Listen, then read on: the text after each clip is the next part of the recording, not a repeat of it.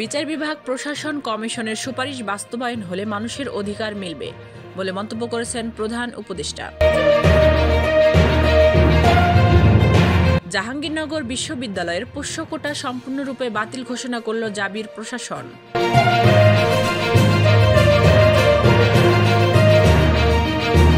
উপদেষ্টা পরিষদে শেখ হাসিনার দোসররা আছে বলার পরও বাদ দেওয়া হয়নি বলে মন্তব্য করেছেন বিএনপি নেতা সালাউদ্দিন আহমেদ। রাজশাহী রংপুর বিভাগের 16 জেলায় অনির্দিষ্টকালের জন্য পেট্রোল পাম্প বন্ধ ঘোষণা করল মালিকপক্ষ। জাতীয় প্রেস ক্লাবের সামনে হকারদের হামলার শিকার আমজনতার দল শীর্ষ নেতা তারেক রহমান।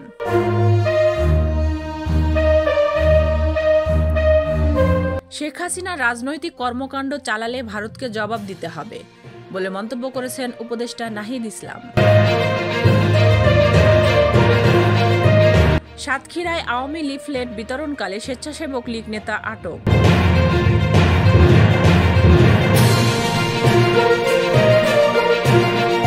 বিদেশে পলাতক আসামিদের গ্রেপ্তারের চেষ্টা চলছে বলে মন্তব্য করেছেন স্বরাষ্ট্র উপদেষ্টা। ভোলায় 2 যাত্রীবাহী বাসের মুখোমুখি সংঘর্ষ, আহত 25।